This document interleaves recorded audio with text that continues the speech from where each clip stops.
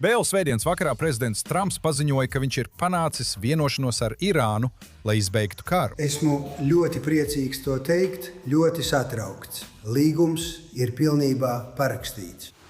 Mums ar Irānu izveidojās ļoti labas attiecības. Tagad ir citi līderi, un tuvajos austrumos šobrīd notiks daudz lielisku lietu. Šis līgums jau ir izraisījis intensīvas debats Izrēlā, un ne tikai politiķu vidū, bet gandrīz visā Izraēlas politiskajā spektrā.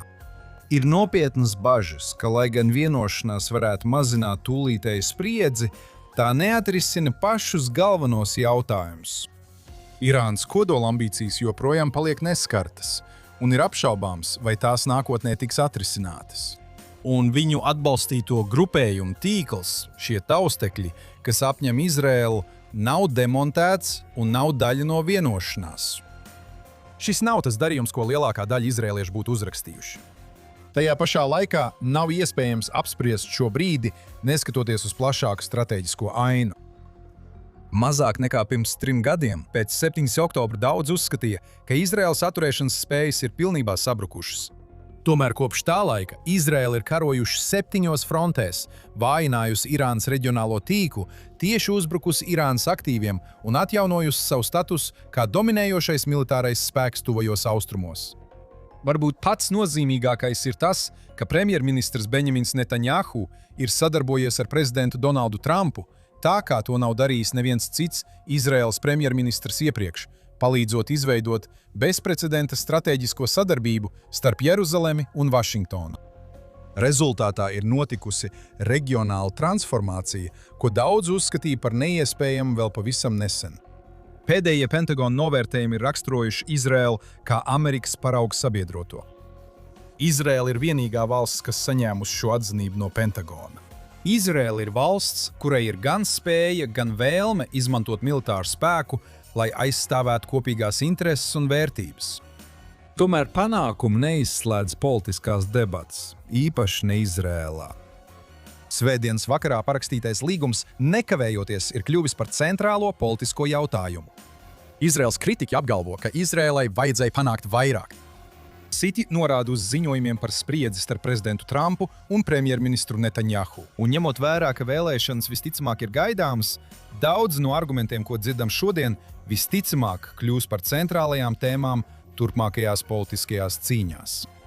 Svētdien ziņotais Izraēlas trieciens pret augsta ranga Hezbollah komandieru Beirūtā iespējams pats par sevi ir sūtījis vēstījumu.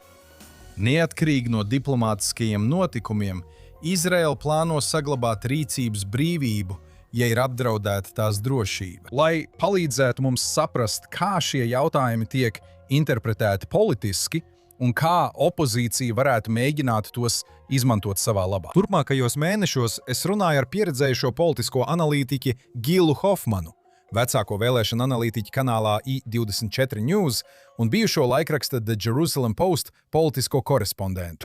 Šeit ir mana saruna ar Gilu Hofmanu. Gil, paldies, ka pievienojies. Prieks, Doran.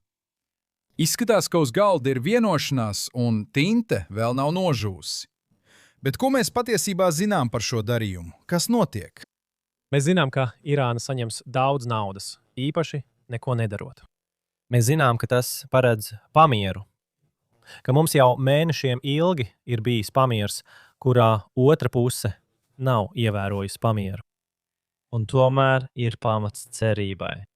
Pastāv iespēja, ka karš, kas sākās 7. oktobrī, beidzot tuvojas noslēgumam, un iespējams Izraēlas iedzīvotāji beidzot iegūs viņiem nepieciešamo drošību. Un ka Netanjahu beigās pat varētu tikt atzīts par pamiera panākšanu, kuru viņš izmisīgi centās novērst. Labi, ļaujiet man jums uzdot jautājumu pievēršoties Amerikas politikai. Un jūs esat politiskais analītiķis abās okeāna pusēs. Ko cilvēki šobrīd cenšas saprast?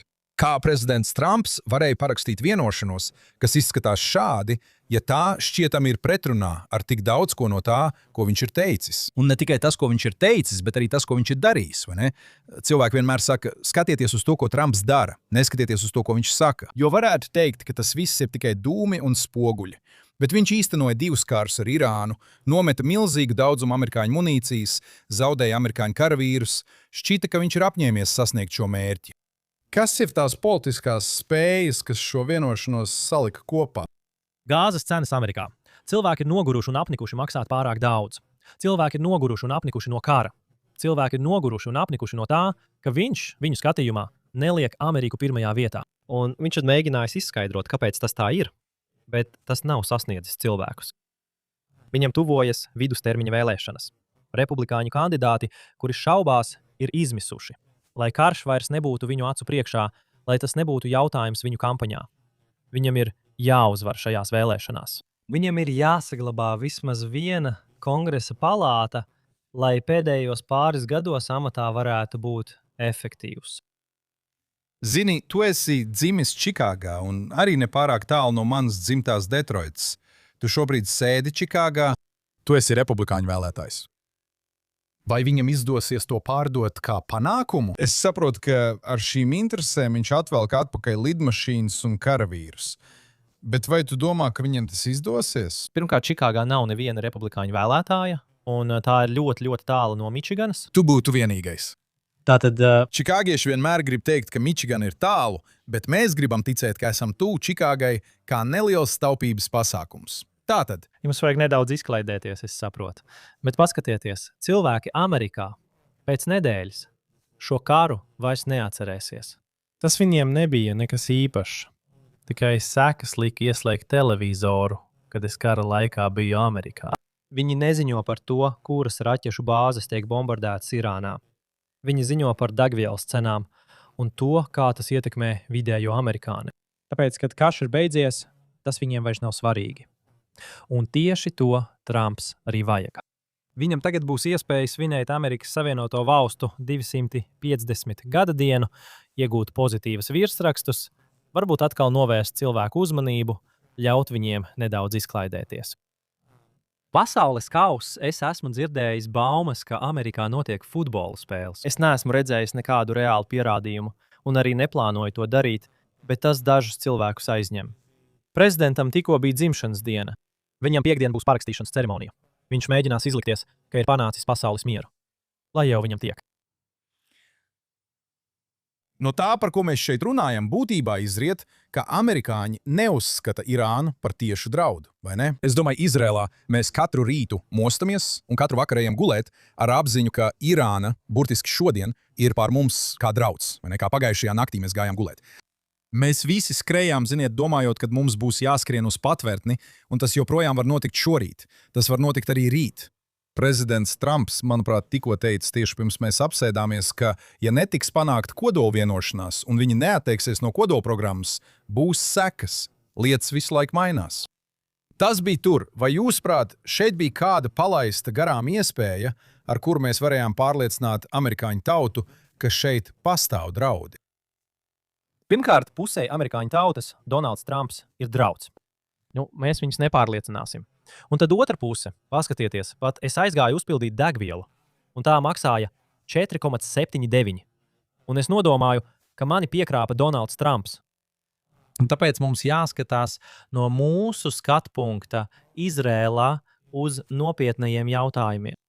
Un 25. jūnija karš būtiski aizkavēja kodoldraudus.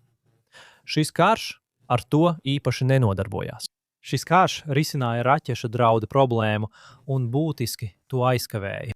Tie bija divi draudi, ar kuriem Amerika vienā vai otrā veidā tika galā, un mēs esam mūžīgi pateicīgi. Tagad, ja kāds cerēja uz tūlītēju režīma maiņu, tas nekad nebija reāli. Un, ja vispār kaut kas varēja sākties, tad tikai pēc kara beigām, kas arī notika šonakt, vienos naktī pēc mūsu laika. Un nādos sāk ieplūst. Un Irānas iedzīvotāji saka, paga, kāpēc mēs nesaņemam neko no šīs naudas? Kāpēc tā nonāk tikai režīmam, kas to pēc tam dos Hezbollah, Hamas un citiem, nevis saviem cilvēkiem? Tad atkal var sākties sacelšanās, un tad tā var arī izdoties. Bet cilvēki to vēl neapzinās. Viņi skatās tikai uz to, kas ar viņiem notiek ikdienā, nevis no vēsturiskā skatpunkta. Kad ieslēdz Izraels radio, tu šobrīd dzirdi tikai vienu stāstu – Izraels vēlēšanas un karš ar Irānu, vai ne? Tā ir viena naratīva līnija, kas, manuprāt, ir daudz izteiktāka nekā Amerikā. Šķiet, ka tas būs pagrieziena punkts vēlēšanām. Tu saki, ka Amerika par to aizmirsīs jau līdz nākamajai nedēļai. Vai tu domā, ka Izraela par to aizmirsīs, vai arī tas būs ļoti nozīmīgs jautājums gaidāmajās vēlēšanās? Labi, tātad pirmkārt, ja pamieru neizdosies noturēt un cilvēki Ziemeļizrēlā nevarēs normāli dzīvot, tad katru dienu par to runās kā par Izraēlas drošības neveiksmi. Un ja drošība tiks nodrošināta, tad Netanjahu varēs teikt, ka kopš 7. oktobra ir uzlabojusies situācija 7 drošības frontēs. Un neviens nevarēs viņam iebilst, pat armijas štāba priekšnieks, kurš kandidē pret viņu. Un izrēlieši tiešām balso, ņemot vērā drošību. Un tāpēc tas var nostrādāt viņa labā. Un ja cilvēki nerunā par drošību, tad viņi runās par ultraortodoksālo iesaukšanas jautājumu. Un tas ļoti kaitē Netanjahu. Viņš labāk gribētu, lai galvenie jautājumi būtu karš un miers. Daudz kas būs atkarīgs no tā, vai Ābrahāma vienošanās tiks paplašinātas. Un JNS ir citi cilvēki, kuri ir labāki eksperti šajā jautājumā. Opozīcija šobrīd izskatās sašķelta. Vai viņi spēs izmantot šķietamo plaisu starp Trumpu un Netanjahu? Tātad tas ir tas, ko viņi mēģina darīt no šodienas. Jūs dzirdēsiet, kā Benets saka, ka viņš būtu varējis to izdarīt daudz labāk, ņemot vērā savu pieredzi kā premjerministrs, un apgalvos, ka Izrēlai ir vajadzīgs īsts labējais premjerministrs, padarot Netanjahu netik labēju. Starp citu, tas nostrādāja Ungārijā. Orbāna nevarēja gāzt ne centrs, ne kreisie, tāpēc viņi izvirzīja labējo premjerministra kandidātu, lai sacenstos ar viņu, un tas nostrādāja. Un tā ir daļa no Beneta stratēģijas. Savukārt Eizenkots saka, skatieties, priekšrocība bija tāda, ka Netanjahu it kā zināja, kā runāt ar pasaules līderiem. Un acīm redzot, tas nestrādāja, ja Trumps viņu lamā. Vai būtu vajag pieticīgāku līderi, kurš varbūt nerunā perfekti angliski, bet kuram ir drošības pieredze? Un tad viņš uzsvēra, ka ir vārdi, kurus viņa prāt viņš zina angļu valodā labāk nekā Netanjahu. Piemēram, vārds atbildība. Un tas ir kaut kas, ko Eizenkots var mēģināt izmantot pret Netanjahu. Un tas turpināsies 4 mēnešus. Būs diezgan aizraujoši. Es domāju, tas izklausās pēc opozīcijas greznības, vai ne? Es visu laiku dzirdu, ka viņi saka, ka būtu varējuši izdarīt labāk. Mans jautājums būtu, labi, ko viņi militāri varēja izdarīt labāk? Un viņi būtu to izdarījuši labāk, tā teikt, kā viņi tad var apgalvot, ka viņus satrauc tas, ka ASV prezidents lieto lamu vārdus pret Izraēlas vadību. Tas nozīmē, man ir grūti noticēt, ka daudzi cilvēki būtu veikuši neatkarīgas darbības. Piemēram, tas, ko premjerministrs Netanjahu darīja dodoties uz Rafahu, ja nemaldos, Eizenkots tam bija pretī, vai ne? Un kāpēc viņš tam bija pretī? Atgādini mums. Baidenam tas nepatika. Viņš negribēja zaudēt attiecības ar Amerikas Savienoto Valstu prezidentu. Toreiz tas bija ļoti svarīgi. Un prezidents gribēja pārtraukt ieiešanu Rafahā. Prezidents gribēja beigt karu arī savu iekšējo politisko iemeslu dēļ. Bet ja tas būtu noticis, Tad Sinvārs staigātu brīvs cilvēks. ļoti iespējams. Bet Netanjahu vienmēr būs šī rētos pieres no 7. oktobra. Viņš bija atbildīgais cilvēks, un atbildība gulstas uz viņu. Un to var teikt gan Benets, gan Eizenkots, gan katrs Lībermans un citi, ka viņi nebija pie varas. Netanjahu bija pie varas. Visi dažādie aizsardzības struktūru un izlūkdienestu vadītāji visi samaksāja savu cenu. Un tikai politiskajā līmenī Netanjahu nav samaksājis. Un ir pienācis laiks. Tāda būs viņa nostāja. Kad? Skatoties uz Naftali Benetu, kurš bija pie varas pirms tam, man šķiet tas bija 2022. gadā. Un Eizenkots, kurš bija ģenerālštāba priekšnieks līdz 2019. gadam. Viņam patiesībā tiek piedēvēts armijas samazināšana, vai ne? Izveidojot tādu kā mazu un gudru armiju, kas ir Eizenkota nopelns. Vai Izraels iedzīvotāji, es domāju, mēs esam tik ļoti iesaistīti militārajā sfērā, vai ne? Tik daudz no mums pilda rezerves dienestu. Vai viņi neiedziļināsies mazliet vairāk un neiedziļināsies? Kāds ir tavs viedoklis? Tu esi politiskais analītiķis šeit. Eizenkota pretinieki atradīs visu, ko viņš toreiz teica, kas tagad atskatoties izskatās smieklīgi, un mēģinās viņu attēlot kā cilvēku, kurš būdams ģenerālštābu priekšnieks pieļāva kļūdas, kas vēlāk noveda pie problēmām. Tas būs grūtāk, jo tas nav acīm redzams sprādziens. Netanjahu bija pie varas 7. oktobrī. Tev ir jāsaliek kopā 1 + 1 + 1. Vai viņi to spēs izdarīt, tas prasīs laiku. Lai mazinātu viņa drošības reputāciju, viņiem ir 4 mēneši, lai to paveiktu. Bet tas nav pats vienkāršākais uzdevums pasaulē. Jo, zini, visi štāba priekšnieki pieļāva kļūdas, un Gants arī pieļāva kļūdas, bet viņš tik un tā noturējās tik ilgi. Un, protams, Jais Baraks arī pieļāva kļūdas, bet viņš kļuva par premjerministru. Tātad tas ir riskanti, bet viņi mēģinās. Labi, viens pēdējais jautājums. Eizenkots pēdējā laikā strauji kāpj reitingos. Neesmu pārliecināts, bet šķiet jaunākie dati rāda, ka viņam ir, 18 vai 20 kanālā 12, un, ja paskatās I24 aptaujas, viņam ir par 5 vietām vairāk nekā Benetam. Labi, tātad lielākā daļa cilvēku jautā, un īsumā lielākā daļa cilvēku jautā, kāpēc šis cilvēks, kurš nemaz nerunā labi angliski, kurš ir ļoti kluss arī runājot ivritā, viņš nav skaļš cilvēks. Es nedomāju, ka ir kāds viens paziņojums, uz kuru varētu norādīt no Eizenkota puses, kas būtu tāds pārsteidzošs izteikums, ko cilvēki atkārtotu. Kas tu izskaidro? Tātad, Doron, ja tu jautā izrēliešiem, kurš viņuprāt bija labākais premjerministrs vēsturē, atskatoties, vienmēr uzvar Menahems Begins. Un iemesls nav tas, ka viņš bija labējais vai ka viņš stājās pretī Amerikai. Iemesls ir tas, ka viņš bija pieticīgs, un neviens Netanjahu nesauktu par pieticīgu. Un, ja viņi vēlas pretstatu BB, tas ir Gais Eizenkots. Viņš ir vienkāršs cilvēks. Viņš bija, ja viņš ir no Eilatas vai Tiberijas, no attīstības pilsētām, viņš ir no Marokas. Nav bijis neviens sefardu izcelsmes premjerministrs. Viņš šajā karā zaudēja dēlu un 2 brāļa vai māsas dēlus. Un zini ko? Viņš patiešām saprot pasauli. Pat ja viņa angļu valoda nav karalienes angļu valoda vai Netanjahu angļu valoda. Un reiz Netanjahu man teica, es tev to pateikšu angliski, nevis ivritā, jo mana angļu valoda ir labāka nekā tava. Viņš paņēma gadu brīvu pēc tam, kad bija kalpojis kā štāba priekšnieks un strādāja Vašingtonas institūtā Vašingtonā kopā ar Denisu Rosu un Deividu Makovski. Un viņi man teica pēc tam, kad Eizenkots aizgāja. Pie mums šajā domnīcā ir bijuši daudzi ģenerāļi. Viņš bija gudrākais no visiem, kas mums bija. Un tas daudz ko pasaka. Tas ir interesanti. Pēdējais jautājums. Vai pastāv iespēja, ka Eizenkots pievienotos koalīcijai ar premjerministru Netanjahu? Nē. Netanjahu, ja jūs man jautājat, vai varbūt opozīcijas partijas, kas apvienotos ar Likud pēc Netanjahu ēras, vai tas būtu pēc 20 gadiem, 30 gadiem, vai varbūt jau pēc 5 gadiem, kad viņam būs 80, un viņš būs pietiekami vecs, lai kandidētu uz Amerikas Savienoto Valstu prezidenta amatu. Ja viņi tur mainīs likumu, ka tev jābūt dzimušam Amerikā, tāds neliels likums tur. Pēc Netanjahu ēras būs daudzas koalīcijas, kurās būs centra, labējās un kreisās partijas, kas atstās ultraortodoksus un arābus ārpusē. Bet kamēr tur ir Netanjahu, tev ir personības vadīta politiskā sistēma. Un Kneseta locekļu skaits, kuri nicina šo cilvēku, izraisa politiskos strupceļus.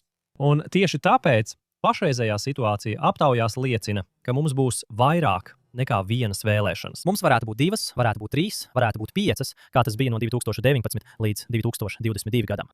Ja vien kāds nav gatavs attēlot Mansūru Abbasu kā nākamo Hercelu, mūs sagaida politiski strupceļi. Neviens negribēs piekāpties, un tāpēc tas būšu es. Es gribu paskatīties no cita skatu punkta. Zini, man šorīt zvanīja cilvēki. Ko tu domā par šo vienošanos? Saņēmu ziņas, un es teicu, skatoties uz papīra, šī vienošanās šķiet padara Izraelu ļoti ievainojamu.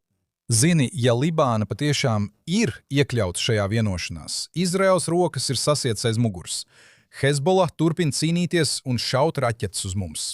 Svarīgākais jautājums Izrēlai ir kaut kur pa vidu.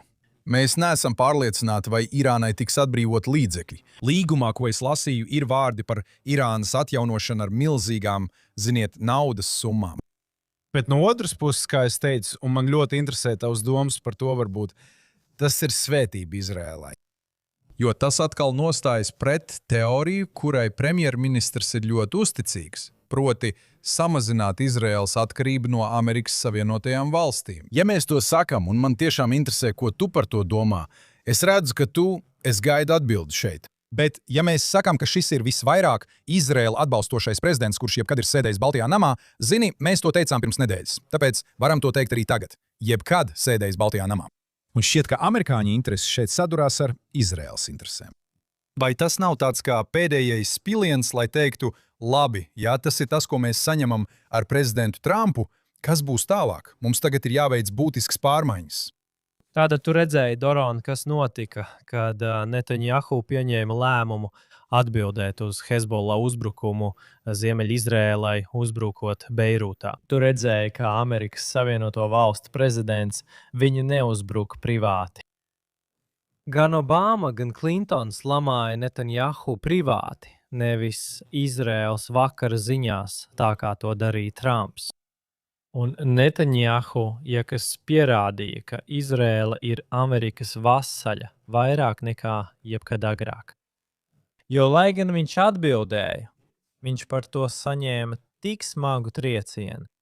Viņš sabojāja savu reputāciju kā politiski izcilam līderim, kā ekspertam, kurš prot runāt ar pasauli.